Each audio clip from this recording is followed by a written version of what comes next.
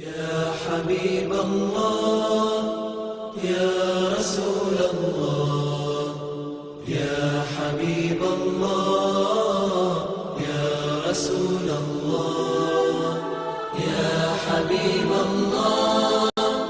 الحمد لله رب العالمين والصلاة والسلام على أشرف الأنبياء والمرسلين أما بعد.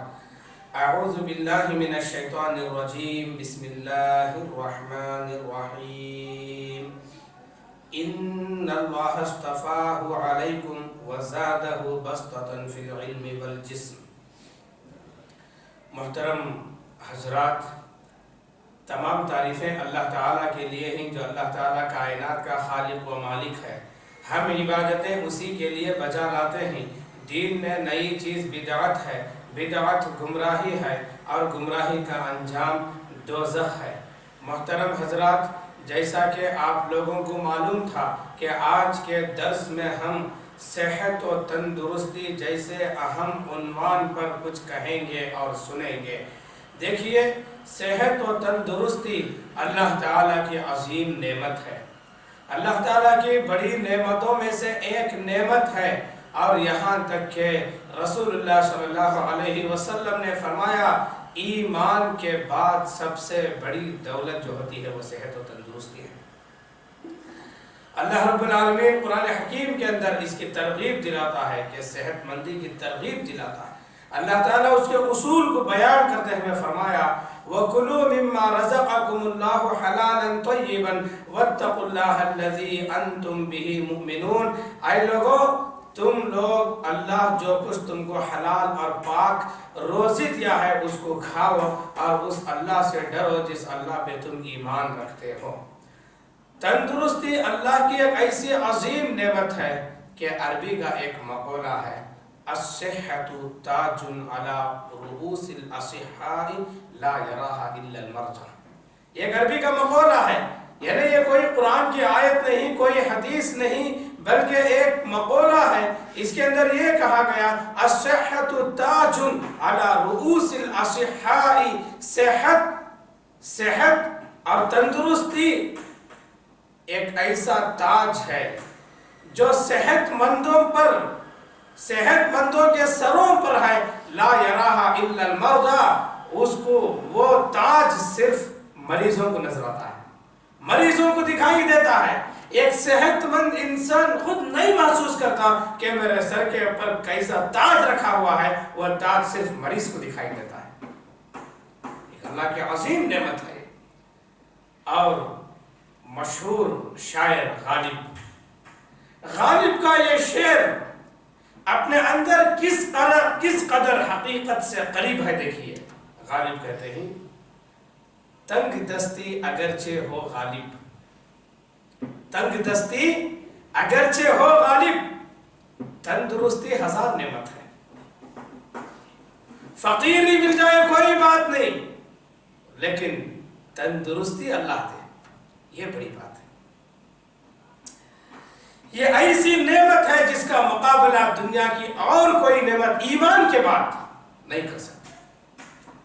رسول اللہ صلی اللہ علیہ وسلم نے فرمایا، ابن ماجہ کی حدیث ہے، حدیث دیکھیے کتنی پیاری ہے اور اپنے اندر کس قدر ایک معنوں کے سمندر کو سمائے ہوئے ہے کہ رسول اللہ صلی اللہ علیہ وسلم نے فرمایا من اصبح منکم آمنا فی سربہ معافا فی جسدہ عنده قوت یومہ فکأنما حیزت لہ الدنیا. حیزت بمعنی جمعت. رواہ ابن ماجہ. یہ روایت ابن ماجہ کے اندر ہے کہ رسول اللہ صلی اللہ علیہ وسلم نے فرمایا من اصبح منکم آمنا فی سربہ. کوئی آدمی اپنے گھر کے اندر امن کے ساتھ رات گزار کر صبح کر لے، امن کے ساتھ، معافا فی جسدہ، اور اس کا بدن بھی تندرست ہو، عنده قوت یومہ، اس کے پاس ایک دن کی خوراک ہو، مہینے بھر کی بھی نہیں، ایک دن کی خوراک ہو. کتنی چیزیں بیان ہوئی اس حدیث کے اندر؟ 3 چیزیں.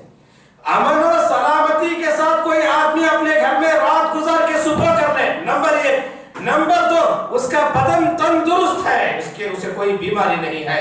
نمبر 3 وَعِنْدَهُ قُوتُ يَوْمِهِ، اس کے پاس ایک دن کا کھانا، ایک دن کی خوراک اس کے اندر ہے۔ اگر یہ 3 چیزیں کسی کے اندر آ گئیں فَكَأَنَّمَا حِيزَتْ لَهُ الدُّنْيَا، گویا ساری دنیا کی دولت اس کے سامنے لا کے جمع کر دی گئی ہے۔ مُعَافًا فِي جَسَدِهِ، یہ بڑی اہم چیز ہے کہ تندرست بدن ہو، بدن تندرست ہو۔ دین اور دنیا کے اندر بہت سے کام ایسے ہیں جو ایک قوی اور طاقتور جسم والا ہی کر سکتا ہے۔ ایک کمزور، ضعیف، ناتوان ان کاموں کو نہیں کر سکتا۔ قرآن حکیم ایسے قوی اور ایسے مضبوط اور ایسے صحت مند اور ایسے طاقتور کی تعریف بیان کرتا ہے۔ چنانچہ آپ دیکھیں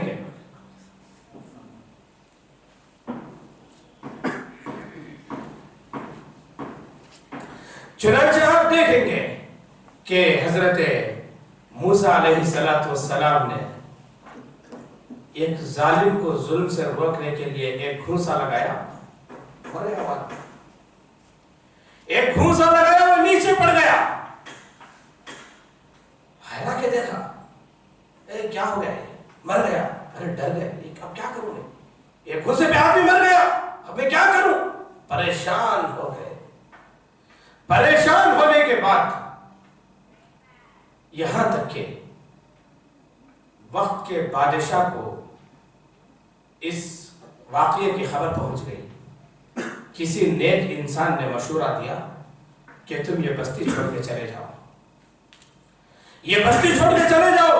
اور موسیٰ علیہ السلام اس کے مشورے پہ عمل کرتے ہوئے نکل گئے، مدین پہنچے اور مدین میں آ کر سانس لیا انہوں نے، اور ایسی جگہ پہنچے پانی کا چشمہ تھا، وہاں پر لوگوں کی بھیڑ تھی جو چرواہے اپنے جانوروں کو پانی سے سیراب کر رہے تھے، اور وہیں پر 2 لڑکیاں اپنے جانوروں کو لیے ہوئے ایک کونے میں کھڑی ہوئی تھی۔ موسیٰ علیہ السلام آگے بڑھے، ان بچیوں سے ان کی مشکل دریافت کی۔ انہوں نے کہا کہ یہ بھیڑ ختم ہو جائے گی تو ہم اپنے بکریوں کو پانی پلائیں گے۔ موسیٰ علیہ السلام نے ان کی مدد کر دی، پانی لا کے ان بکریوں کو پلا دیا، اور جیسے پانی لا کے پلائے اور فوراً ایک پیڑ کے نیچے جا کر موسیٰ علیہ السلام بیٹھ گئے۔ اب یہ لڑکیاں اپنے گھر واپس گئی، اصل میں شعیب علیہ السلام کی بیٹیاں تھیں۔ جا کر اپنے ابا سے کہا، یا ابت استاجرہ، اے ابا ہم نے اجنبی کی مدد حاصل کی، لیکن وہ آدمی بڑا اچھا ہے، آپ اس کو مزدوری پہ رکھ لیجئے، آپ اس کو کام پہ رکھ لیجئے، نوکر بنا کے رکھ لیجئے۔ ان خیر من استاجرت، ان خیر من استاجرتہ القوی الامین۔ یہ بھی کہا کہ اے ابا جس آدمی کو تم مزدوری پہ رکھ رہے ہیں یقیناً وہ بڑا طاقتور ہے اور بڑا امین ہے۔ ان خیر من استاجرت القوی الامین، وہ بڑا طاقتور ہے اور بڑا امانت دار ہے۔ ان خیر من استاجرت القوی الامین، اور مضبوط طاقتور، اس کی طاقت کا اندازہ انہوں نے کیسے لگایا؟ جس چابک دستی سے، جس چستی سے انہوں نے جو لا کر پانی پلایا، معلوم ہو گیا کہ بڑا طاقتور آدمی ہے۔ اور امین کیسے معلوم ہے؟ یہ امانت دار ہے۔ دیکھیے موسیٰ علیہ السلام ان لڑکیوں کے پاس گئے، جا کر حال کو دریافت کیا۔ دریافت کرنے کے بعد پانی پلانے میں جانوروں کو ان لڑکیوں کی مدد کیے، فوراً اپنی جگہ پہ واپس چلے گئے۔ یہ نہیں کہ ذری دیر ٹھہریں گے، ان سے کچھ باتیں کر لیں گے، پانی پلانے پر ان سے شکریہ کے کلمات کو سن لیں گے، ایسا انہوں نے کچھ نہیں کیا۔ تو معلوم ہو گیا لڑکیوں کو یہ امانت دار آدمی ہے۔ دیکھیے اس کا مطلب ہماری خدمت سے تھا، اور کوئی مطلب اس کا نہیں تھا، تو گویا یہ امانت دار ہے۔ تو امانت داری اور ان کی طاقت کا ذکر ان لڑکیوں نے اپنے باپ سے کیا۔ تو اللہ تعالیٰ توصیف بیان کر رہا قرآن حکیم کے اندر، جو آدمی طاقتور ہوتا ہے، آدمی کو طاقتور ہونا چاہیے، مضبوط ہونا چاہیے،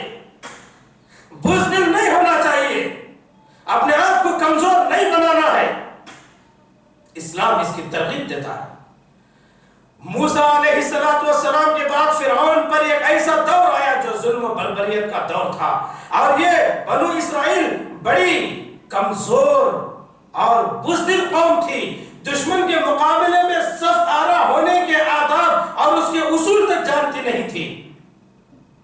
بالآخر انہوں نے اپنے نبی سے مطالبہ کیا، کوئی ایسا رہنما لیڈر ہمارے اوپر مقرر کیجئے تاکہ اس کی نگرانی میں ہم دشمنوں سے لڑائی کریں اور لڑائی کر کر ہم فتح حاصل کریں۔ تو ان کے نبی نے کہا کہ اللہ طالوت کو تمہارے اوپر بادشاہ مقرر کرتا ہے۔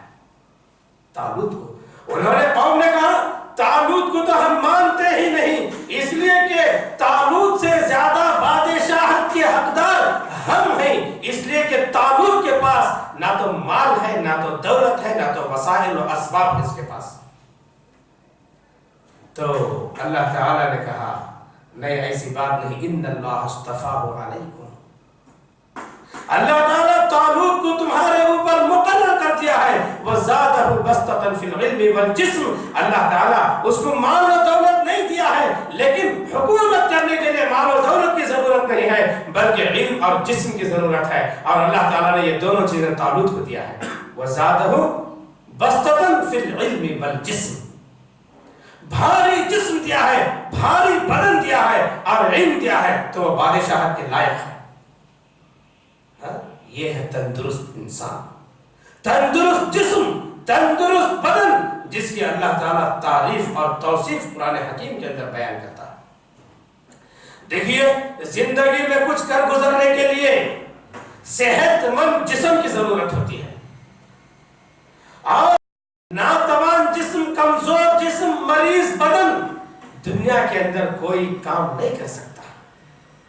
فوج کے اندر جن لوگوں کو بھرتی کیا جاتا ہے، کیا بیماروں کو بھرتی کیا جاتا ہے، کیا مریضوں کو بھرتی کیا جاتا ہے، کیا کمزوروں کو جو ڈھکلنے پر اپنی تو جا کے گرے ان کو لیا جاتا ہے، ان کی طاقت کا امتحان لیا جاتا ہے،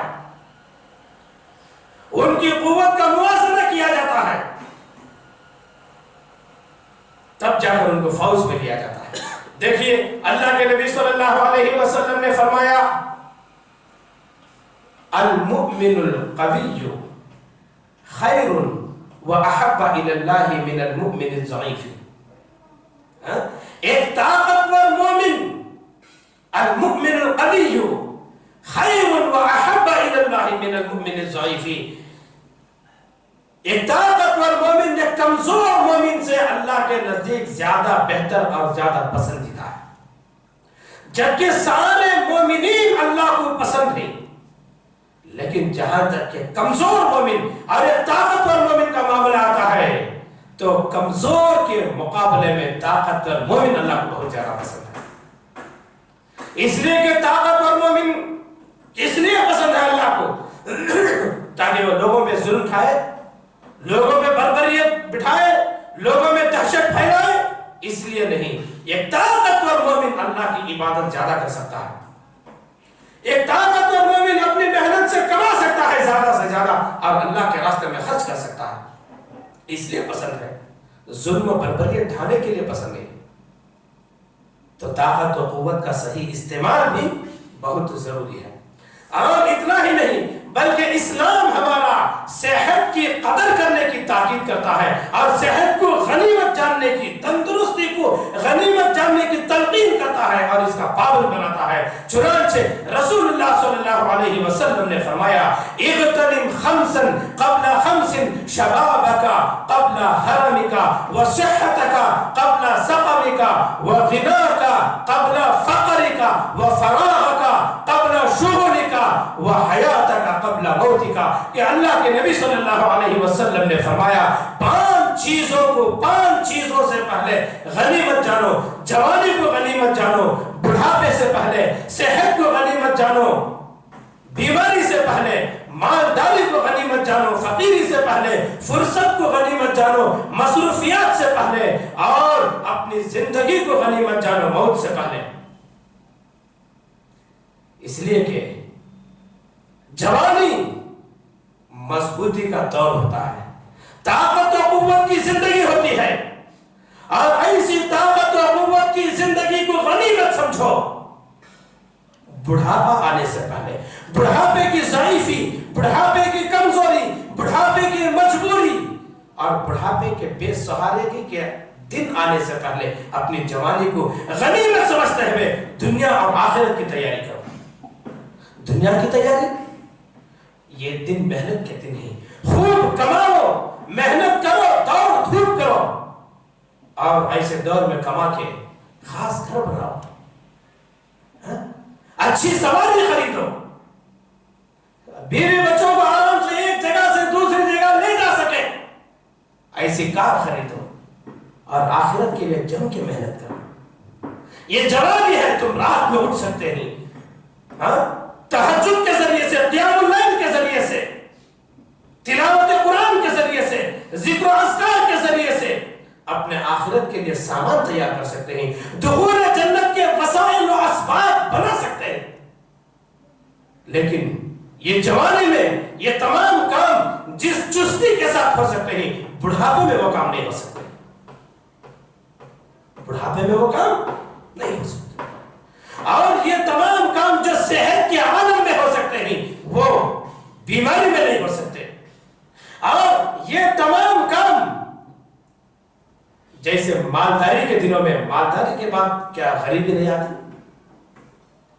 اللہ تعالیٰ ہر چیز پہ قادر ہے، غریب سے مالدار، غریب کو مالدار بنانے پر قادر ہے، اور مالدار کو غریب بنانے پر قادر ہے، مفلس و خلاص بنانے پر قادر ہے، فعال لما یرید، اللہ تعالیٰ جو چاہتا ہے وہ کرتا ہے، ان اللہ علی کل شیء قدیر، اللہ تعالیٰ ہر چیز پہ قادر ہے، جو چاہے وہ کر سکتا ہے۔ تو اس لیے مالداری کے دنوں میں کھل کے اللہ کے راستے میں خرچ کرنا چاہیے، کھل کے اللہ کے راستے میں خرچ کرنے کے تدابیر کرنا چاہیے، جبکہ یہ کام فقیری آنے کے بعد ترستے رہ جائیں گے، کاش اللہ نے جس وقت ہمیں مالدار بنایا تھا وہ وقت میں ہمیں یہ کام کر لیے ہوتے تو آج کتنا اچھا ہوتا۔ فقیری میں افسوس کرنے کا کوئی فائدہ نہیں، اور اسی طریقے سے فرصت کو غنیمت جانو، مصروفیات سے پہلے، وَفَرَاغَكَ قَبْلَ شُغُولِكَ، دیکھیے آدمی کو فرصت کے بھی دن ہوتے ہیں اور مصروفیت کے بھی دن ہوتے ہیں، جب فرصت کے دن آ جائے تو ان کو غنیمت جانو، جب مشغولیت آ جائے گی تو ترستے رہ جائیں گے لمحات کے لیے ترستے رہ جائیں گے۔ اس لیے یہ تمام ایسی چیزیں ہیں جو دنیا اور آخرت کے لیے آدمی جم کے محنت کرنا ہے۔ آخری چیز، پانچویں چیز، وَحَيَاتَكَ قَبْلَ مَوْتِكَ، یہ بڑی اہم چیز ہے کہ موت سے پہلے زندگی کو غنیمت جانو۔ یہ ان چار چیزوں سے یہ سب سے بڑھ کر اہم ہے۔ کیوں؟ کیسے اہم ہے میں بتاؤں گا۔ آدمی جوانی میں اللہ کی عبادت نہیں کیا، جوانی میں کچھ دنیا نہیں بنایا تو کچھ نہیں، بڑھاپے میں اس کا کچھ حصہ تو کرے گا، صحت میں جو کام نہیں کیا، بیماری میں کچھ نہیں کیا تو کچھ نہ کچھ تو کرے گا، مالداری میں جو خرچ نہیں کیا کم سے کم غریبی میں ایک وقت کا کھانا تو کسی کو کھلا دے گا، اور فرصت میں جو کام نہیں کیا مصروفیت میں کم سے کم کچھ تو کر لے گا، لیکن جو ہے موت کے بعد کیا کر سکے گا؟ موت کے بعد کیا کر سکے گا؟ ایک رکعت نماز پڑھنے کی بھی مہلت نہیں، ایک مرتبہ اللہ کی حمد بیان کرنے کی مہلت نہیں، موت آ گئی، اعمال کا سلسلہ ختم ہو گیا، اب جو کچھ کیا اس کا حساب کتاب بھی باقی ہے۔ تو اس لیے آپ صلی اللہ علیہ وسلم نے صحت کو غنیمت جاننے کے لیے کہا، تندرستی کو غنیمت جانو بیمار ہونے سے پہلے، اس لیے کہ اللہ کے نبی صلی اللہ علیہ وسلم نے فرمایا صحت کے عالم میں آدمی جو کچھ نیکیاں کرتا رہے گا، مثال کے طور پر صحت کے عالم میں آدمی محنت کرتا ہے، دوڑ دھوپ کرتا ہے، کماتا ہے اور اللہ کے راستے میں خرچ کرتا ہے، اور راتوں میں اٹھتا ہے، نماز پڑھتا ہے، اور دن میں بھی سنن و نوافل کا اہتمام کرتا ہے، اور ذکر و اذکار کا اہتمام کرتا ہے، اور قرآن حکیم کی تلاوت کا اہتمام کرتا ہے، اور پیر اور جمعرات کے روزے رکھتا ہے، اور اسی طریقے سے مسنون اعمال فرائض کے تو اس کی بیماری کے دنوں میں یہ تمام کام اگرچہ کہ وہ نہیں کرے گا لیکن اللہ تعالیٰ اس کی بیماری کے دنوں میں اس کا اجر و ثواب لکھنے کا حکم دے دے گا، اس لیے کہ تندرستی کے دنوں میں یہ کام وہ کیا کرتا تھا۔ یہ بخاری کی روایت ہے۔ تو معلوم یہ ہوا کہ صحت اور تندرستی کے دنوں کو غنیمت جاننا چاہیے، غنیمت جان کر اس کا فائدہ اٹھانا ہے۔ عبداللہ ابن عمر رضی اللہ تعالیٰ عنہ سے اللہ کے نبی صلی اللہ علیہ وسلم نے کہا کہ کن فی الدنیا کأنک غریب او عابر سبیل، دنیا میں ایسے رہو جیسے مسافر رہتا ہے یا کوئی اجنبی رہتا ہے۔ تو یہ سننے کے بعد عبداللہ ابن عمر رضی اللہ تعالیٰ عنہ کہا کرتے تھے اذا امسیت فلا تنتظر الصباح واذا اصبحت فلا تنتظر المساء وخذ من صحتك لمرضك ومن حیاتك لموتك۔ جب تم شام کرو تو صبح کا انتظار نہ کرو، جب تم صبح کرو تو شام کا انتظار نہ کرو، اور بیماری سے پہلے صحت میں اور موت سے پہلے زندگی میں دخول جنت کے اسباب کو تیار کرو۔ ایسے اعمال کرو جو اعمال تمہیں جنت میں لے جائیں گے۔ یہ عبداللہ ابن عمر رضی اللہ تعالیٰ عنہ فرمایا کرتے تھے۔ دیکھیے دولت، مال و دولت،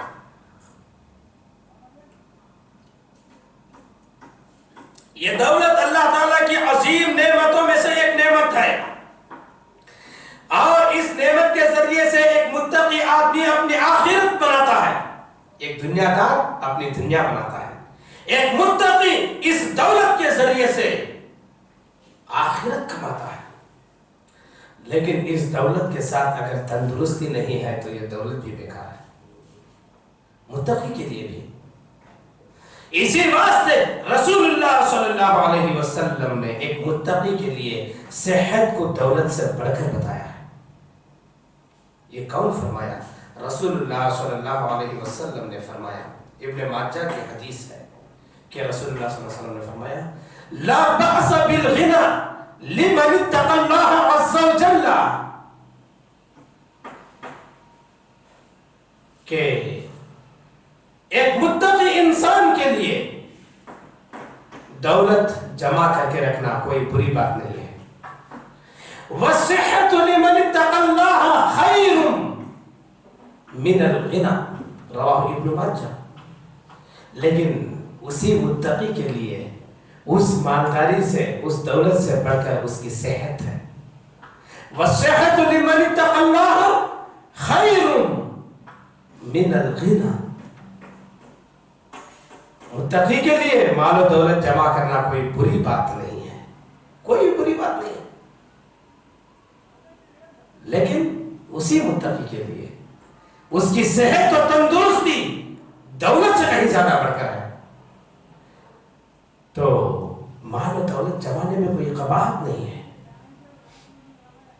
لیکن یہ مال و دولت اللہ کے بتائے ہوئے اصولوں کو پہچانے، شرط یہ ہے صاحب نصاب ہے تو زکوٰۃ برابر نکالے، مجبوروں کا خیال کرے، یتیموں کا پرسان حال بنے، بیواؤں کا پرسان حال بنے، اللہ کے راستے میں خرچ کرنے والا، یہ ایسا دولت مند اللہ کی نظر میں اچھا آدمی ہے۔ حال ہی ایک جگہ کہتے ہیں کوئی اس تگ و دو میں رہتا ہے ہر دم، تگ و دو کا معنی دوڑ دو، کوئی اس تگ و دو میں رہتا ہے ہر دم کہ دولت ہو جہاں تک کیجئے فراہم،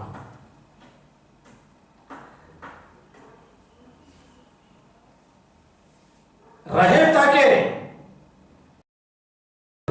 شاد و خرم، مرے جب تو نہ لے جائیں دل پہ یہ غم، کہ بعد اپنے کھائیں گے فرزند و زن کیا، لباس ان کا اور اپنا ہوگا کفن کیا۔ تو اس لیے مال جمع کرنے میں کوئی قباحت نہیں ہے۔ لا بأس بالغنى لمن اتقى الله عز وجل، ایک متقی کے لیے مال و دولت جمع کرنا کوئی بری بات نہیں ہے۔ اور آئیے، اکثر لوگ صحت کی ناقدری کرتے ہیں، اپنی تندرستی کی ناقدری کرتے ہیں، آپ جانتے بوجھتے ہوئے اس کو برباد کر دیتے ہیں۔ رسول اللہ صلی اللہ علیہ وسلم نے فرمایا نعمتان مغبون فیہما کثیر من الناس، رواہ البخاری فی کتاب الرقاق، دو نعمتیں ایسی ہیں لوگ جن کے تعلق سے کاہل ہیں، جن کے تعلق سے غافل ہیں، وہ دو نعمتیں کیا ہیں؟ الصحت والفراغ، ایک صحت اور ایک فرصت۔ صحت کو غنیمت نہیں جانتے، فرصت کو غنیمت نہیں جانتے، بیمار ہو کے پچھتاتے ہیں، مصروفیات کے دن آنے کے بعد پچھتاتے ہیں، اس وقت کا کیا فائدہ؟ یہ دو نعمتوں سے غافل نہیں ہونا چاہیے بلکہ اس کا بھرپور فائدہ اٹھانا چاہیے۔ اب آئیے اس کے بعد ہم ایک اہم چیز کو سنیں گے کہ صحت کی فضیلتوں کو تو ہم نے سن لیا، اب کچھ اصول کی طرف آئیں گے۔ صحت کو بنانے اور بگاڑنے میں غذاؤں کا بہت زیادہ اہم کردار ہوتا ہے۔ اچھی غذا کھائیں گے تو صحت اچھی بنے گی، خراب غذا کھائیں گے تو صحت متاثر ہوگی۔ اسی واسطے قرآن حکیم ہماری رہنمائی کرتے ہوئے فرماتا ہے وَكُلُوا مِمَّا رَزَقَكُمُ اللَّهُ حَلَالًا طَيِّبًا، اے لوگو اللہ نے جو کچھ تم کو حلال اور پاکیزہ روزی دیا ہے اس کو تم کھاؤ، اور یہ حلال و پاکیزہ روزی ہی ہماری صحت کو بنانے میں اہم کردار اور اہم رول ادا کرتی ہے۔ اسی واسطے اللہ کے نبی صلی اللہ علیہ وسلم فجر کی نماز کے بعد اور مغرب کی نماز کے بعد اس دعا کو پابندی سے پڑھا کرتے تھے، اللہم انی اسألک علما نافعا ورزقا طیبا وعملا متقبلا، اے اللہ میں تجھ سے سوال کرتا ہوں فائدہ مند علم کا، پاکیزہ روزی کا، حلال روزی کا اور قبول ہونے والے عمل کا۔ پابندی سے اس کی دعا، یہ دعا پیارے نبی محمد صلی اللہ علیہ وسلم کیا کرتے تھے۔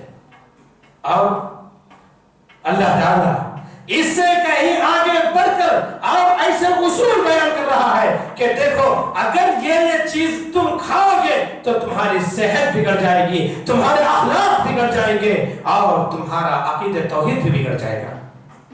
ان چیزوں کا ذکر قرآن حکیم کے اندر کیا گیا۔ اللہ فرماتا ہے حرمت علیکم المیتۃ والدم ولحم الخنزیر وما اہل لغیر اللہ بہ، اللہ نے تمہارے اوپر حرام کر دیا ہے کیا کیا؟ حرمت علیکم المیتۃ، مردار حرام ہے، بہتا خون حرام ہے، اور اسی طریقے سے خنزیر کا گوشت حرام ہے، اور اسی طریقے سے وہ جانور حرام ہے۔ جانور اگرچہ کہ حرام ہے لیکن غیر اللہ کے نام پر اس کو ذبح کیا گیا ہو، یہ تمام چیزیں کھائیں گے تو تمہاری صحت بگڑ جائے گی، تمہاری تندرستی برباد ہو جائے گی۔ کیسے؟ مردار کھاؤ گے تو آدمی بیمار پڑ جائے گا، اس کی صحت جاتی رہے گی، وہ صحت اور تندرست انسان بیمار اور لاغر انسان میں بدل جائے گا، اس لیے کہ جب اس کا خون رگوں سے نکل کے باہر نہیں آتا ایسا جانور تم کھا رہے ہو۔ والدم، بہتا ہوا خون حرام ہے، ولحم الخنزیر، خنزیر کا گوشت حرام ہے تمہارے اوپر، خنزیر کا گوشت کھائیں گے تو بڑی بڑی بیماریاں جنم لیں گی، اس لیے کہ اللہ تعالیٰ نے اس کو حرام کیا ہے۔ اور بیماری کے ساتھ ساتھ آدمی کے اخلاق بھی بگڑ جائیں گے۔ کیسے؟ جانوروں میں سب سے زیادہ بے حیا جانور خنزیر ہے، اور جو لوگ خنزیر کھاتے ہیں ان کے اخلاق بھی بے حیائی کے ہوتے ہیں، ان کے کردار بے حیا ہوتے ہیں۔ آپ دیکھیں گے کہ جو قوم انگریز وغیرہ خنزیر کھاتی ہے کتنے بے حیا ہوتے ہیں، نہ تو ان کو کپڑے پہننے کا ڈھنگ، نہ تو ان کو اٹھنے بیٹھنے کا سلیقہ، اس لیے کہ وہ جانور کا گوشت کھانے کی وجہ سے ان کے اخلاق بھی بیمار ہوتے ہیں۔ جب وہ گوشت کھاتے ہیں تو وہ شراب بھی پیتے ہیں، اور شراب پینے کے بعد جیسے وہ جانور نالیوں میں گرا پڑا رہتا ہے ایسے یہ لوگ بھی جو ہے ان شراب پینے کے بعد ان نالیوں کے پاس گرے پڑے رہتے ہیں، کہ خنزیر کے گوشت سے ان کے اخلاق بیمار ہوتے ہیں، ان کی صحت متاثر ہوتی ہے۔ وما اہل لغیر اللہ بہ، آپ جو غیر اللہ کے نام پہ ذبح ہوا ہو جانور، اگرچہ کہ وہ لیکن غیر اللہ کے نام کا جانور کھانے سے ان کا عقیدہ توحید بیمار ہوتا ہے، ان کا عقیدہ توحید متاثر ہوتا ہے۔ تو اس لیے اخلاق کے تمام گوشوں کی حفاظت کرتے ہوئے، صحت کے تمام گوشوں کی حفاظت کرتے ہوئے اللہ تعالیٰ نے ان جانوروں کو حرام قرار دیا، اس سے صحت متاثر ہوتی ہے۔ اور اتنا ہی نہیں بلکہ آپ آگے آئیں گے تو اسلام نے کھانے پینے کے جو اصول بتائے ہیں، ان میں صحت کے اصول اصل میں پوشیدہ ہیں۔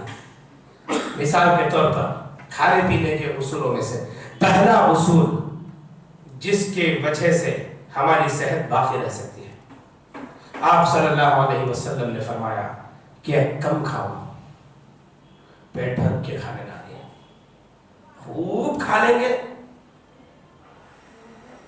کھانے کا حساب لگایا جاتا ہے کہ عام کھانے کے لیے اتنا خرچہ آئے گا، لیکن دعوت کریں گے تو اتنا خرچہ آئے گا، اس لیے کہ آدمی دعوت میں زیادہ کھاتا ہے۔ ایسے اسلام نے اس کے اصول بتائے کہ کم کھاؤ۔ ترمذی کتاب الزہد کی روایت ہے، رسول اللہ صلی اللہ علیہ وسلم نے فرمایا ما منع آدمی وعاء شر من بطن بحسب ابن آدم اکلات یقمن صلبه فإن كان لا محالة فثلث لطعامه وثلث لشرابه وثلث لنفسه۔ رواہ الترمذی فی کتاب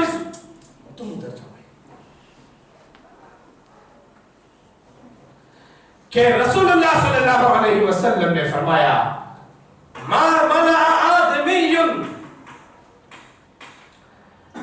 وعاء شر من بطنی، آدمی اس پیٹ سے زیادہ برا کسی برتن کو نہیں بھرا ہے، اس پیٹ سے برا کسی برتن کو نہیں بھرا ہے۔ بحسب ابن آدم اکلات یقمن صلبہ، آدمی کو زندہ رہنے کے لیے چند لقمے کافی ہیں، پیٹ بھر کے کھا لینا نہیں، چند لقمے زندگی گزارنے کے لیے کافی ہیں۔ فإن كان لا محالة، ہاں اگر اس کو ان چند لقموں سے زیادہ بڑھ کر کھانا ہی ہے تو فثلث لطعامه وثلث لشرابه وثلث لنفسه، 1/3 کھانے کے لیے، 1/3 پینے کے لیے، اور 1/3 سانس کے لیے، وثلث لنفسه، اور 1/3 سانس کے لیے، 1/3 کھانے کے لیے، 1/3 پینے کے لیے، 1/3 سانس کے لیے۔ اسی میں آدمی کی صحت ہے۔ فارسی کے اندر ایک مقولہ ہے، خوردن برائے زیستن، خوردن برائے زیستن، نہ کہ زیستن برائے خوردن۔ کھانا زندگی کے لیے ہے، نہ کہ زندگی کھانے کے لیے، کہ بس کام کاج کرنے کے لیے، پیٹ بھرنے کے لیے، چستی کے لیے، زندگی کے لیے کھانا ہے، نہ کہ پوری زندگی کھانے کے پیچھے لگا دو۔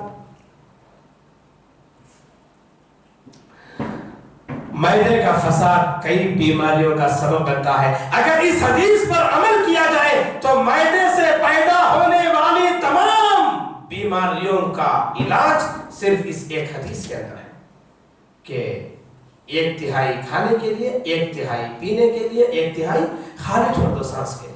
لیکن اتنا کھاتے ہیں کہ پانی پینے کے لیے بھی جگہ نہیں ہے، اس سے آدمی بیمار ہو جاتا ہے، معدے کی خرابی سے جنم لینے والی بیماریوں میں ملوث ہو جاتا ہے۔ ایک بات دیکھیے، پیٹ پالنا صرف مسلمان کا شیوا نہیں ہے، یہ مسلمان کا شیوا نہیں ہے، یہ تو دنیا پرستوں کا شعار ہے۔ اس لیے کہ رسول اللہ صلی اللہ علیہ وسلم نے فرمایا، بخاری کتاب الاطعمہ کی روایت ہے، راوی حضرت عبداللہ ابن عمر رضی اللہ تعالیٰ عنہ ہیں، رسول اللہ صلی اللہ علیہ وسلم نے فرمایا المؤمن یأکل فی معن واحد والکافر یأکل فی 7 امعاء، رواہ البخاری فی کتاب الاطعمہ۔ کہ نہیں کہ رسول اللہ صلی اللہ علیہ وسلم نے فرمایا مومن ایک آنت میں کھانا بھرتا ہے، مومن ایک آنت میں کھانا بھرتا ہے، اور کافر 7 آنتوں سے کھاتا ہے، تو کیا معلوم ہوا؟ مومن 1 آنت میں کھانا بھرتا ہے اور کافر 7 آنتوں سے کھاتا ہے۔ اس کا مطلب یہ بھی ہو سکتا ہے کہ 7 مسلمان جتنا کھانا کھاتے ہیں وہ 1 کافر کھاتا ہے۔ مفہوم مخالف میں دیکھیے، 1 کافر جتنا کھانا کھاتا ہے اتنا کھانا 7 مسلمانوں کو کھانا چاہیے۔ صحت و تندرستی کے اصولوں میں سے ایک اصول یہ بھی کم کھانا۔ دیکھیے بخاری کتاب الصیام کے اندر میں نے ایک حدیث پڑھی، 2 اذانیں ہوتی تھیں رمضان میں، ایک سحری کو جگانے کے لیے اور ایک نماز کے لیے۔ تو بلال رضی اللہ تعالیٰ عنہ اور عبداللہ بن ام مکتوم رضی اللہ تعالیٰ عنہما یہ دونوں اذانوں کی باری تھی۔ تو ایک اذان سے دوسری اذان کا جو وقفہ تھا، یرقی ھذا و ینزل ھذا، یہ اترتے تھے اور وہ چڑھتے تھے، یعنی مطلب ان کی سحریاں مختصر ہوتی تھی، مختصر ان کی سحریاں ہوتی تھیں، لمبی چوڑی سحریاں نہیں ہوتی تھی۔ تو بہرحال کم کھانا، ضرورت سے زیادہ کھانا صحت کے لیے نقصان دہ، اللہ تعالیٰ اسے منع کرتا ہے۔ اللہ تعالیٰ فرماتا ہے وَكُلُوا وَاشْرَبُوا وَلَا تُسْرِفُوا إِنَّهُ لَا يُحِبُّ الْمُسْرِفِينَ، کھاؤ پیو لیکن اسراف نہ کرو، یعنی کھانا جتنا کھانا اتنا کھاؤ، حد سے زیادہ کھانا، وہ اسراف میں گیا نہیں گیا؟ اللہ تعالیٰ مسرفین کو پسند نہیں کرتا، اسراف کرنے والوں کو اللہ تعالیٰ پسند نہیں کرتا۔ تو کھانے کے کچھ آداب ہیں جو صحت کی حفاظت کے لیے بڑا اہم رول ادا کرتی ہیں، اور بعض اطباء کا کہنا ہے کہ کھانے کے جو حدیث کے اندر بیان کیے گئے ہیں، اس کے اندر طب کا آدھا علم بیان کر دیا گیا ہے، آدھا طب اس کے اندر بیان کر دیا گیا ہے کہ چلو سارے پیٹ کی پیدا ہونے والی بیماریوں کا حل اس کھانے پینے کے اصولوں کے تعلق سے جو احادیث بیان کی گئی ہیں اس کے اندر ہے۔ نمبر 2، حفظان صحت کے لیے دوسری چیز وہ پاکی صفائی ہے۔ دیکھیں پاکی صفائی بہت ضروری ہے۔ رسول اللہ صلی اللہ علیہ وسلم نے فرمایا الطہور شطر الایمان، پاکی آدھا ایمان ہے، یعنی پاکی آدھا ایمان ہے۔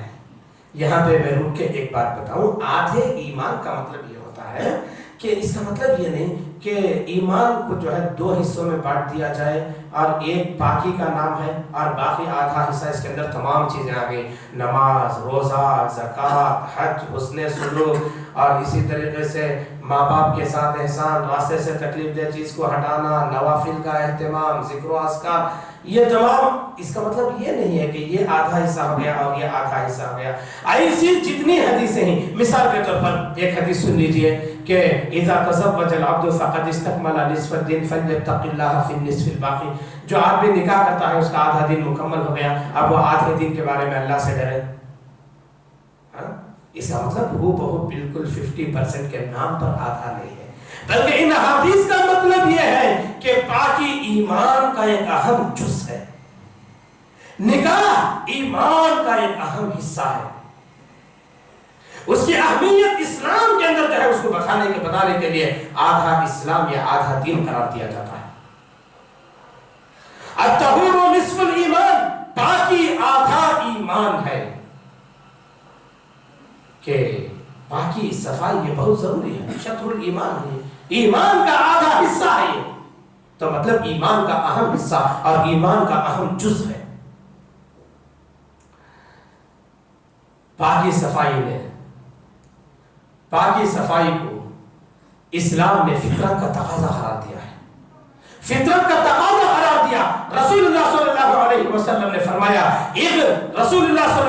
فرمایا، خمس من سنن الفطرت الختان والاستحداد وقص الشارب وتقلیم الاظافر ونتف الابط۔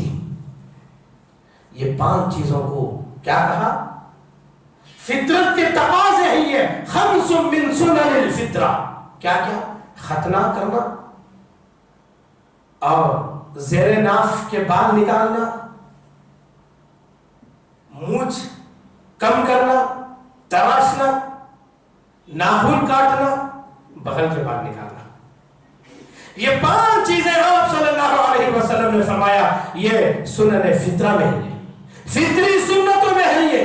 تو بڑا یہ صفائی آپ دیکھیں گے کہ یہ 5 چیزیں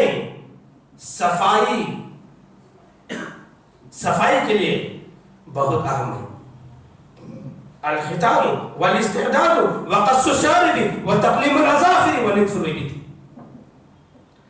اگر آدمی جیسے شروع کی 2 چیزیں بیان کی گئی، جیسے بدن کے ظاہر پاک بھی، اس سے بیماریاں پھیلتی ہیں، اس سے گندگیاں پھیلتی ہیں اس سے.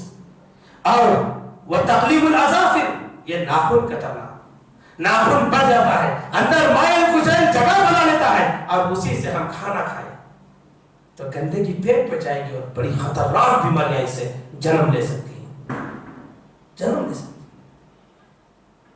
اور مونچھ کترنا کہ مونچھ بھر جاتے ہیں. پانی پی رہا آدمی تو پانی میں مونچھ ڈوب رہے ہیں، وہ پانی پیٹ کے اندر جائے گا تو کیا بیماریاں جنم نہیں لیں گی؟ ہماری صحت متاثر نہیں ہوگی؟ اور بغل کے بال نکالنا، یہ بھی صفائی کا کتنا بڑا کام ہے.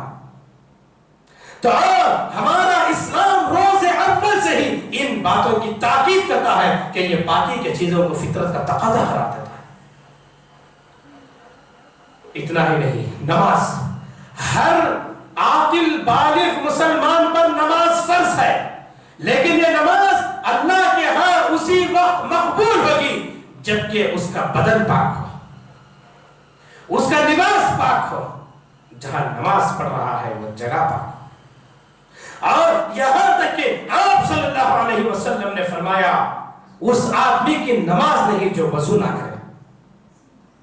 وضو کے بغیر نماز نہیں ہوتی. تو یہ 5 وقت آدمی جو وضو کرتا ہے تو ماہر اطباء کا کہنا ہے کہ ایسے لوگ جلد کے کینسر سے محفوظ رہتے ہیں، سکن کینسر، اس سے محفوظ رہتے ہیں. اور اس کا ایک سروے کیا گیا تو ایسے کینسر میں مبتلا لوگوں کی ایک بڑی تعداد یا تو کافروں کی ملی یا تو بے نمازیوں کی ملی. جو آدمی نماز کے لیے 5 دفعہ وضو کرتا ہے تو اس کا بدن کتنا صفائی کا محتمم ہوتا ہے. اس سے حفظان صحت کا ایک ذریعہ ہے. یہاں پہ میں موضوع سے بدل کر ایک بات بتاؤں. اسلام پاکی پہ اتنا زور دیتا ہے تو لوگ اپنی پریشانیوں میں، خاص طور پر ہمارے معاشرے کی مائیں اور بہنیں بیماریوں میں، تکلیفوں میں، پریشانیوں میں علاج کے لیے غیر غلط عاملوں کے پاس جاتے ہیں. وہ علاج کرتے ہیں تو اصل میں وہ شیطانی کارکندے ہوتے ہیں، وہ کیا تاکید کرتے ہیں معلوم؟ دیکھو ماں آپ کا علاج ہو گیا لیکن 40 دن پانی کو ہاتھ نہیں لگانا. استغفر اللہ. اسلام پاکی کی تعلیم دے رہا ہے. وہ 40 دن پانی کو ہاتھ نہیں لگائیں گے تو وہ نماز کیسے پڑھیں گے؟ کیا ان کی صحت محفوظ رہ سکتی ہے؟ جب اسلام صفائی کی ایسی تاکید کرتا ہے. اللہ اکبر. اس ترقی یافتہ دور میں بھی ہمارے سماج کے اندر ایک نقص ہے. وہ نقص یہ ہے کہ پیشاب کے بعد صفائی کے اہتمام کو معمولی سمجھ لیا گیا ہے، جبکہ ماہر اطباء کا کہنا ہے کہ پیشاب کے بعد صفائی اگر نہ کی جائے تو اس سے بھی بڑی بڑی بیماریاں پیدا ہوتی ہیں. آدمی بہت بیمار ہوتا ہے، آدمی بہت مریض ہو جاتا ہے.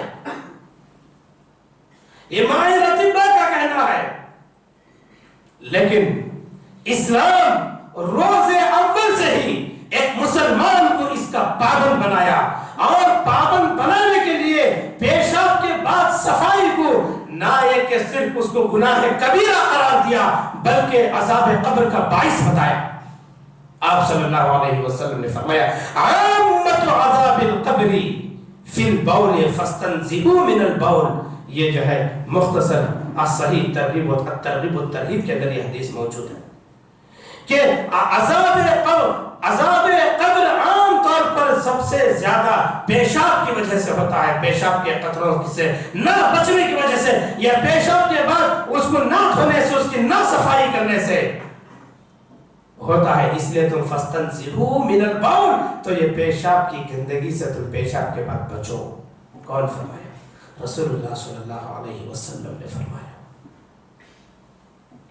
اللہ اکبر۔ آدمی کو جو ہے اپنے بدن کو پاک رکھنے کے لیے جب جب غسل کرنا چاہیے۔ روزانہ کرنا اچھی بات ہے، ایک دن چھوڑ کے ایک دن کر رہا ہے کوئی بات نہیں، ہفتے میں 2 دن کر رہا ہے چلو کوئی بات نہیں، لیکن ہفتے میں ایک بار تو ضرور کرنا ہے، اس سے آگے نہیں ہے۔ اس لیے کہ بخاری کتاب الجمعہ کی حدیث ہے، غسل یوم الجمعۃ واجب علی کل محتلم، ہر بالغ مسلمان پر جمعہ کے دن غسل کرنا واجب ہے، واجب ہے۔ تو معلوم یہ ہوا کہ اگر یہاں مسلمان کی بھی شرط نہیں لگائی گئی ہے، غسل یوم الجمعۃ واجب علی کل محتلم، ہر بالغ پر چاہے وہ کوئی بھی ہو جمعہ کے دن غسل کرنا واجب ہے۔ اس لیے معلوم ہے کہ کم سے کم ہفتے میں ایک مرتبہ تو غسل کرنا ہی ہے۔ اور اس کے علاوہ اور بھی کچھ باتیں ہیں۔ دیکھیے ایک بات میں آپ کو بتاؤں کہ ان تمام چیزوں کی صفائی کے ساتھ ساتھ، بدن کی صفائی کے ساتھ، کپڑے کی صفائی کے ساتھ ساتھ، ہم جہاں رہتے ہیں ہمارے گھر کی صفائی بھی ضروری ہے۔ مثال کے طور پر ہمارے گھر کا باورچی خانہ ہے، گندا پڑا ہوا ہے، کھانے پینے کی چیزیں کھلی پڑی ہوئی ہیں،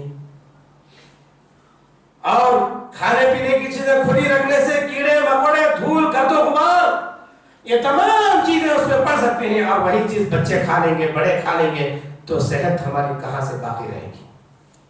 ہماری تندرستی کی بقا ناممکن ہے۔ رسول اللہ صلی اللہ علیہ وسلم کے سامنے ایک دودھ کا پیالہ لایا گیا، وہ ڈھکا ہوا نہیں تھا، تو اللہ کے نبی صلی اللہ علیہ وسلم نے فرمایا یہ پیالہ ڈھکا ہوا کیوں نہیں ہے؟ کیوں ڈھکا ہوا ہے؟ اس میں گرد و غبار گر سکتی ہے، کیڑے مکوڑے گر سکتے ہیں، اس لیے اگر ڈھکنے کے لیے کچھ نہیں ہے، ایک لکڑی کا ٹکڑا ہی صحیح اس کے اوپر رکھ دو۔ آپ نے تاکید کی، یہ مسلم کتاب الاشربہ کی حدیث ہے، راوی ابو حمید الساعدی رضی اللہ تعالیٰ عنہ ہے۔ اور کھانے پینے کے برتن کبھی کبھی باہر رہتے ہیں، دھونے کے لیے رکھتی ہے۔ آپ نے فرمایا پہلی بات ایسے غفلت میں نہیں رکھنا چاہیے، اس کی نگرانی ہونی چاہیے۔ ہاں اگر کبھی غلطی سے رکھ دیے، کتا آیا اور منہ ڈال دیا، اس لیے کہ دھونے کے جو برتن ہوتے ہیں اس کے اندر گوشت کی بو بھی آ سکتی ہے، کتا منہ ڈال دیا تو آپ نے اس کا علاج بھی بتایا، اذا ولغ الكلب في اناء احدكم فليغسل 7 مرات اولاهن بالتراب او اخراهن بالتراب۔ جب تم میں سے کسی کے کھانے پینے کے برتن میں کتا منہ ڈال دے، اس کو 7 مرتبہ دھو لو، پہلی مرتبہ مٹی سے یا آخری مرتبہ مٹی سے، لیکن پہلی مرتبہ مٹی سے دھو لینا بہتر ہے، اس کے بعد 6 مرتبہ پانی سے دھوئیں گے۔ آپ نے صحت کا کہاں تک خیال رکھا؟ دیکھیے انسانی صحت کا خیال ہمارا اسلام کیسے رکھا ہے، اور کس طریقے سے اس کے اصول کو بیان کرتا ہے۔ ہمارا اسلام عبادات میں بے اعتدالی سے بھی روکتا ہے، بے اعتدالی سے عبادات میں روکتا ہے، تاکہ صحت پر اثر نہ پڑے، ہماری صحت متاثر نہ ہو۔ مثال کے طور پر نماز کتنی بڑی عبادت ہے، نماز کتنی بڑی عبادت ہے، خاص طور پر وہ نماز جو آدمی رات میں اٹھ کر اللہ سے مانگتا ہے، قیام اللیل، تہجد کی نماز فرائض کے بعد اسی کا سب سے بڑا درجہ ہے۔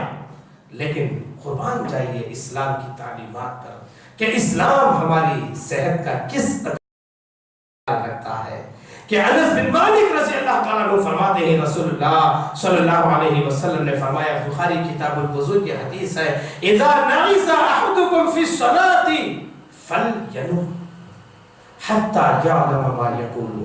آپ بھی جب رات میں نماز کے لیے اٹھے اور اس کو اونگ آ رہی ہے تو نماز پڑھنے کی کی ضرورت نہیں، وہ جا کر سو جائے یہاں تک کہ اس کو معلوم ہو جائے کہ وہ کیا کہہ رہا ہے. کہیں ایسا نہ ہو کہ وہ وقت استغفار کا وقت ہوتا ہے، دعاؤں کی قبولیت کا وقت ہوتا ہے، اور وہ استغفار کے بجائے اپنے آپ کو بد دعائیں دینے لگ جائے. اس لیے کہ نیند کا خمار ہے، نیند کے آغوش میں پہنچ رہا ہے. تو آپ صلی اللہ علیہ وسلم نے جا کے سو جاؤ. لیکن اس حدیث کو لے کر کہیں فجر پہ نہیں آ جانا.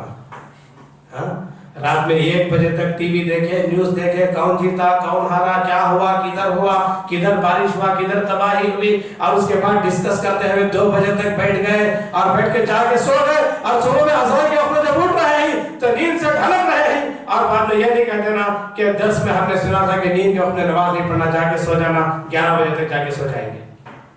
یہ حدیث فجر کے لیے نہیں ہے، بلکہ حدیث کیا ہے؟ لا سمور بعد العشاء، عشاء کے بعد بات چیت نہیں کرنا، جا کے سو جانا. کیوں عشاء کے بعد بات چیت سے منع کر کے سونے کا حکم کیوں دیا گیا؟ تاکہ آدمی کو تہجد میں اٹھنے میں آسانی ہو. یہاں تو فجر کا ڈاوا ڈول ہے، تہجد کا چھوڑو، فجر کا معاملہ. دیکھیے نیند کی حالت میں یہ سنت، یہ نفل نماز پڑھنے سے منع کیا گیا، اس لیے کہ صحت متاثر ہوگی. لیکن افسوس کہ کتنے لوگ نیند کی حالت میں ڈرائیونگ کرتے ہیں. جب نماز پڑھنے سے روکا گیا اون کے وقت میں، تو ڈرائیونگ کہاں سے جائز ہوگی، کہاں سے صحیح ہوگی؟ کیسے کیسے خطرناک حادثات ہوتے ہیں کہ آدمی لمحات میں ختم ہو جاتا ہے. ہائی وے پہ بڑی سپیڈ میں آتی، یہ نیند کا جھونک لگا، سامنے کیا ہو جاتا ہے. گاڑی کھڑانا چاہیے، 2 گھنٹے سو جانا چاہیے. جب نماز سے واپس بھیجا جا رہا ہے جاؤ سو جاؤ، تو ہم ڈرائیونگ سے کیوں نہیں سوتے؟ بات سمجھ جا رہی ہے کہ صحت، حفظان صحت کا اہتمام کہاں تک ہمارا اسلام کر رہا ہے. ذرا دیکھیے عبداللہ بن عمرو بن العاص رضی اللہ تعالیٰ عنہ مشہور صحابی تھے، بڑے عبادت گزار صحابی تھے، اپنی عبادت میں مشہور تھے. انہوں نے قسم کھائی کہ میں رات میں قیام کروں گا اور دن میں روزے رکھوں گا. رسول اللہ صلی اللہ علیہ وسلم کو یہ بات معلوم ہوئی تو آپ نے کیا کہا معلوم؟ دیکھیے ایک آدمی رات میں قیام کرے کنٹینیو، دن میں کنٹینیو روزے رکھے، تو کیا اس تندرست آدمی رہ سکتا ہے؟ نہیں رہ سکتا. اس لیے اللہ کے نبی صلی اللہ علیہ وسلم نے فرمایا فلا تفعل، ایسے نہیں کرنا. سم وافطر، قم ونم، فإن عليك لجسدك عليك حقا وإن عليك لعينك عليك حقا وإن عليك لزوجك عليك حقا وإن عليك لزوجك عليك حقا. یہ روایت بخاری کے اندر موجود ہے کہ آپ صلی اللہ علیہ وسلم نے فرمایا ایسے نہیں کرنا. سم و افطر، روزہ رکھو اور کبھی روزہ چھوڑ دو. قم ونم، رات میں تھوڑی دیر نماز پڑھو، سو بھی جاؤ جا کر، اس لیے کہ تم پر تمہارے بدن کا حق ہے، اس کو آرام پہنچانا ہے. تمہاری آنکھوں کا حق ہے، اس کو بھی راحت پہنچانا ہے. تمہاری بیوی کا حق ہے، اس کے بھی حقوق ادا کرنا ہے. تمہارے ملاقاتیوں کا بھی حق ہے. ان تمام حقوق کو چھوڑ کر تم رات میں نمازیں پڑھو گے، دن میں روزے رکھ لو گے، ایسے نہیں ہو سکتا. یہ کون فرمایا؟ رسول اللہ صلی اللہ علیہ وسلم نے فرمایا. اس سے صحت متاثر ہو سکتی ہے. دیکھیے بعض بیماریاں متعدی ہوتی ہیں. متعدی کا مطلب پھیلنے والی بیماریاں. حضرت عمر رضی اللہ تعالیٰ عنہ اپنے دور خلافت میں ملک شام جا رہے تھے. راستے میں ایک بستی ملتی تھی عمود. اس بستی کے تعلق سے معلوم ہوا کہ یہاں پر طاعون پھیلا ہوا ہے. تو عمر رضی اللہ تعالیٰ نے کہا ہم یہاں پر داخل نہیں ہوں گے. کسی نے اعتراض کیا، کیا تقدیر الہی سے بھاگ رہے ہو؟ عمر رضی اللہ تعالیٰ نے کہا ہاں، تقدیر الہی سے بھاگ کر تقدیر الہی کی طرف آ رہا ہوں. اس لیے کہ بیماری آنا جیسے تقدیر الہی ہے، ایسے ہی بیماریوں سے احتیاط برتنا بھی تقدیر الہی ہے. یہ مطلب تھا. اس کے بعد انہوں نے موجود لوگوں میں سے پوچھا کہ تمہیں کیا اس تعلق سے کسی کو کوئی حدیث معلوم ہے؟ تو ایک آدمی اٹھ کر کہنے لگے ہاں معلوم ہے. وہ حدیث یہ ہے اذا سمعتم الطاعون بارض فلا تدخلوها. جب تم سن لو کہ فلاں بستی میں طاعون ہے تو اس میں داخل نہ ہو. تو حضرت عمر رضی اللہ تعالیٰ عنہ کی تائید ہو گئی. ایک بنو ثقیف سے ایک وفد آیا اللہ کے نبی صلی اللہ علیہ وسلم کے پاس بیعت کے لیے. اس کے اندر ایک آدمی تھا کوڑھی. یہ مسلم کی حدیث ہے.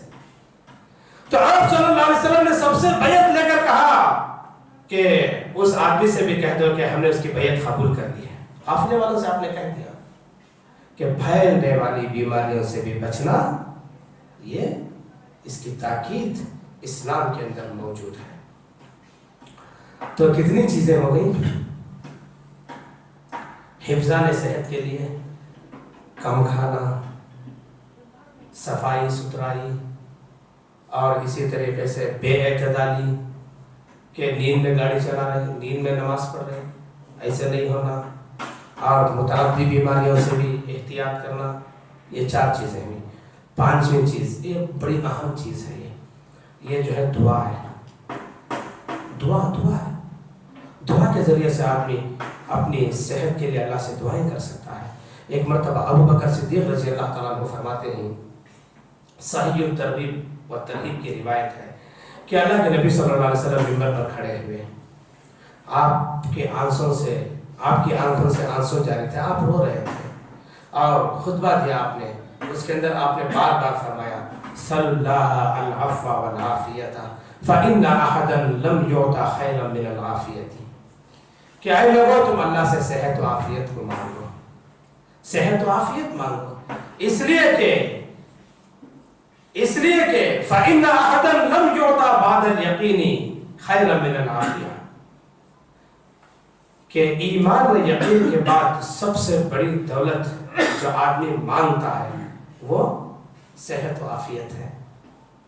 صحت و عافیت بڑی دولت ہے.